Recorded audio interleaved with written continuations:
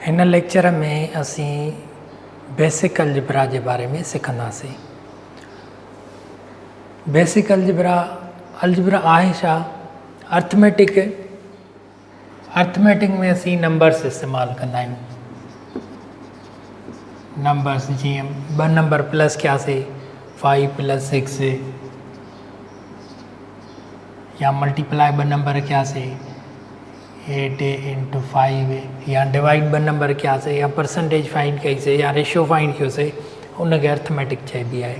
Arithmetic में operations जेके हूंदा आहिनि उहे नंबर्स जे विच में हूंदा आहिनि। प्लस माइनस मल्टीप्लाई डिवाइड सभु जेके बि ऑपरेशन हूंदा आहिनि उहे नंबर्स जे विच में हूंदा आहिनि।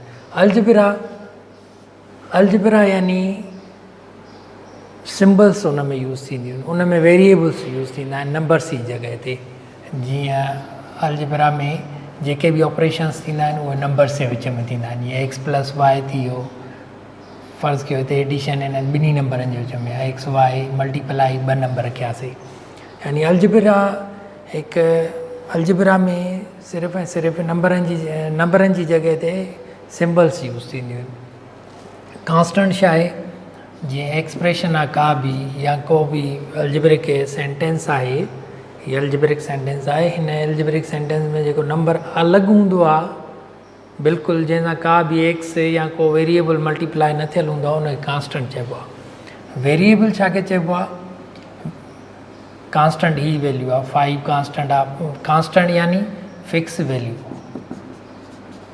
फिक्स्ड वैल्यू, या जेको जंहिंजी असांखे ख़बर हुजे त वैल्यू केतिरो आहे। जीअं मिसाल फिक्स वैल्यू आहिनि, 5 आहे, 7 आहे, 8 आहे, या 9 आहे, 0 आहे, 12 आहे, इहे फिक्स वैल्यू आहिनि। फिक्स वैल्यू यानी हीअ नॉन आहिनि, हिननि जी ख़बर आहे त हिन 12 जो वैल्यू केतिरो आहे, मुल्ह छा आहे, 9 जो मुल्ह छा आहे, वैल्यू छा आहे। ही फिक्स्ड नंबर आहिनि जेके चेंज न थियनि, इहे कांस्टेंट वैल्यूज़ आहिनि। वेरिएबल उहे आहिनि जेके वेरी कनि। वेरिएबल नॉट फिक्स, वेरी, जेके वेरी कनि या चेंज थियनि जेके, ऐं अननोन हुजनि, यानी जिन जो वैल्यू असांखे ख़बर न हुजे। जीअं एक्स, वाई, ज़ेड, हिननि जा वैल्यू असांखे ख़बर न आहिनि, पर ॿारनि जी असांखे ख़बर आहे त ॿार केतिरा थींदा आहिनि। एक्स जी ख़बर न आहे त एक्स केतिरी थींदी आहे।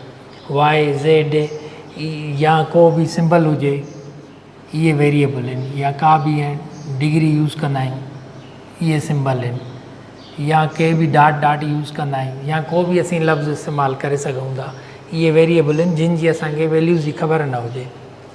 कोएफिशिएंट बेस ऐं पावर। कोएफिशिएंट बेस ऐं पावर छा आहे? फ़र्ज़ु कयो 5x³ त उहो वैल्यू जेको वेरिएबल जे अॻियां हुजे उनखे चइबो आहे कोएफिशिएंट। ऐं उहो वैल्यू ही थी वियो बेस, ऐं ही जेको वैल्यू आहे 3, इहो थी वियो पावर।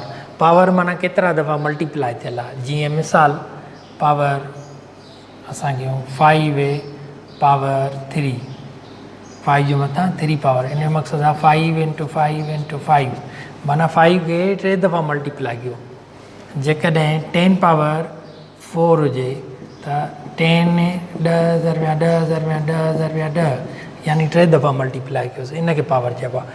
हिते 5 पावर 3, 5 जे मथां 3 पावर आहे, त 5 जेको आहे उहो बेस आहे, ऐं 3 जेको आहे उहो पावर आहे।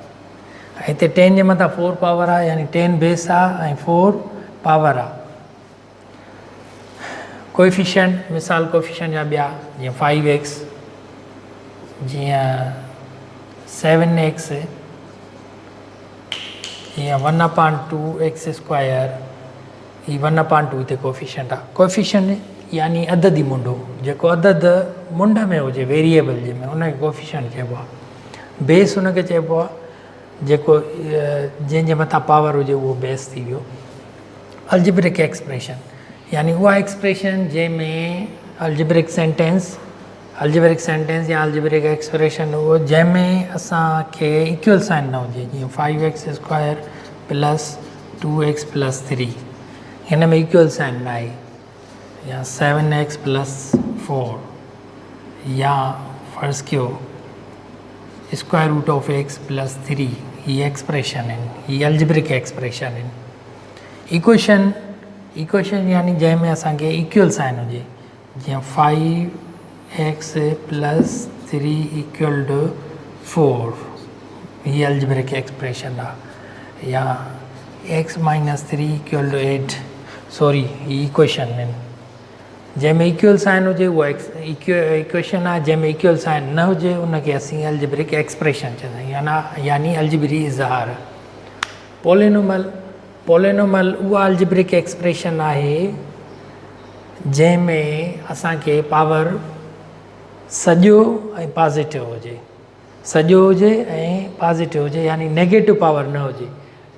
5x 4 plus 7x cube plus 4x square plus 9x plus -3। हाणे हिन सॼे में ॾिसो, सॼी एक्सप्रेशन में ॾिसो, पावर किथे बि नेगेटिव न आहे, सभु पॉज़िटिव आहिनि। 4 3 2 1 पावर, हिते पावर कान्हे, यानी 0 पावर आहे x जो। पोलिनोमल उनखे चवंदा आहिनि जंहिंमें पावर पॉज़िटिव हुजे, नेगेटिव। सभु एक्सप्रेशन पोलिनोमल न हूंदियूं आहिनि, सभु अलजेब्रिक इज़हार पोलिनोमल न हूंदियूं आहिनि। जीअं हीअ अलजेब्रिक एक्सप्रेशन आहे, हिन में x जो पावर 1/2 आहे, स्क्वायर रूट माना 1/2 पावर, हीअ पोलिनोमल न आहे।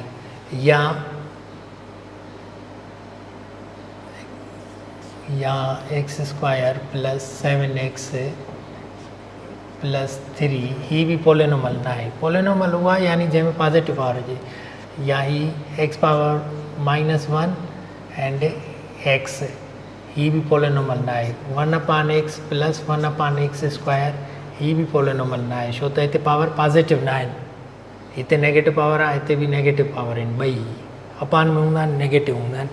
यानी पोलिनोमल उहा जंहिं एक्सप्रेशन, अलजेब्रिक एक्सप्रेशन जंहिंमें पावर पॉज़िटिव हुजनि, पावर पॉज़िटिव हुजनि, या भले 0 हुजे पर नेगेटिव न हुजे। 5x भी पोलिनोमल आहे, 7x प्लस 3 भी पोलिनोमल आहे, सिर्फ़ु 3 उहो भी पोलिनोमल आहे, छो बि हिते नेगेटिव पावर कान्हे को, आहे कांस्टेंट, पर असीं हिनखे पोलिनोमल चऊं था छाकाणि त x जो पावर 0 आहे। टर्म्स छा आहिनि? टर्म्स उहे आहिनि जेके पोलिनोमल में या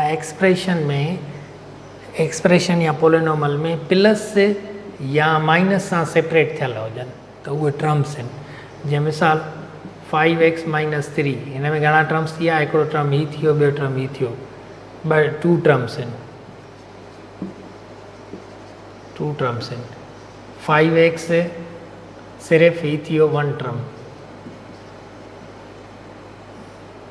जेकॾहिं हुजे x square plus 7x plus -4, त हिते टर्म्स थी विया 3, 1 2 3, 3 सिंबलनि सां धार थियल आहिनि, 3 टर्म्स आहिनि, 1 2 3 प्लस माइनस, हिते धार थियल आहे, ही ॿई धार थियल आहिनि प्लस ज़रिए, ही ॿई धार थियल आहिनि माइनस ज़रिए। जेकॾहिं a b divide by y, त हिन में घणा टर्म्स थींदा, हिन में हिकिड़ो टर्म आहे, प्लस माइनस सां ही सेपरेट न थियल आहिनि, बल्कि ही डिवाइड में आहे, 1 टर्म। ठीकु है, अहिड़े तरीक़े सां जेकॾहिं हुजे ab प्लस 3, त हिते थी विया टर्म्स 2, छो त हिते प्लस साइन आहे।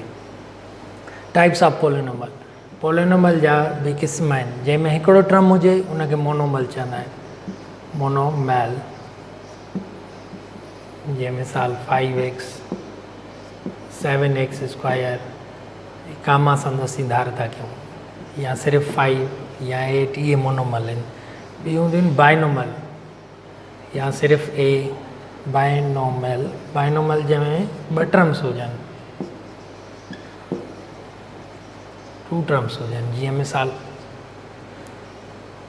4x स्क्वायर प्लस 3x, हिन में 2 टर्म्स आहिनि, या 7x प्लस 4, हिन में 2 टर्म्स आहिनि, या a प्लस b, हिन में 2 टर्म्स आहिनि, ही बाइनोमल आहिनि। ऐं ट्राइनोमल यानी जंहिंमें 3 टर्म्स हुजनि, ट्राइनोमल जंहिंमें 3 टर्म्स हुजनि, जीअं x square plus 7x plus 8, 1 2 3 terms आहिनि, a plus b plus c 3 terms आहिनि, ए माइनस बी प्लस सी टे टर्म्स आहिनि जंहिंमें टे टर्म्स हुजनि ट्राइनोमल आहिनि ऐं मल्टीमोनल यानी जंहिंमें हिक खां वधीक टर्म्स हुजनि उन्हनि खे चइबो आहे मल्टीमोनल्स। डिग्री छा खे चइबो आहे? डिग्री माना हाईएस्ट पावर, कंहिं बि एक्सप्रेशन में हाईएस्ट पावर हूंदो आहे उनखे डिग्री चइबो आहे। हिते वॾे में वॾो पावर छा आहे? 4 आहे, त यानी इन जी डिग्री 4 थी वई। वॾे में वॾो पावर इहो आहे। Degree means highest power of expression, highest power of algebraic expression या इक्वेशन उनखे चइबो आहे डिग्री। जीअं x square plus 5x plus 4 हिन जी डिग्री छा आहे? 2 आहे। अच्छा, a प्लस बी हिन जी डिग्री छा आहे? 1 आहे, हाईएस्ट पावर 1 आहे। अगरि हुजे एक्स वाई प्लस 7 त हिते हाईएस्ट पावर घणो आहे? ही ॿई मल्टीप्लाई थियल आहिनि, हिकु पावर ई आहे हिकु पावर ई आहे, ॿई मल्टीप्लाई थींदा त 8 थींदा पावर, यानी 2 पावर आहे। हिन जी डिग्री 2 आहे, 2 डिग्री। अगरि अहिड़े तरीक़े सां मल्टीप्लाई हूंदा त उहे पावर कंबाइन थींदा आहिनि। या x y z plus x square plus 5 हिन जी डिग्री जेको हाईएस्ट पावर आहे उहो 3 आहे। 1 2 ही टई पावर 1 1 आहे टिनी मथां, तंहिंजे करे हाईएस्ट पावर 3 आहे। हिन जी डिग्री जेका आहे उहा 3 थींदी। डिग्री जे हिसाब सां इक्वेशन्स बि हूंदियूं आहिनि। अगरि इक्वेशन उहा इक्वेशन जंहिंमें डिग्री 1 हुजे त उनखे चइबो आहे लीनियर इक्वेशन। उहा इक्वेशन जंहिंमें डिग्री 2 हुजे त उनखे चइबो आहे क्वाड्रेटिक इक्वेशन। जीअं मिसाल x square plus 5x plus 4 हिन में हाईएस्ट पावर घणो आहे? 2 आहे, त हिन खे चइबो क्वाड्रेटिक इक्वेशन। हिन में हाईएस्ट पावर 1 आहे त हिन खे चइबो लीनियर इक्वेशन।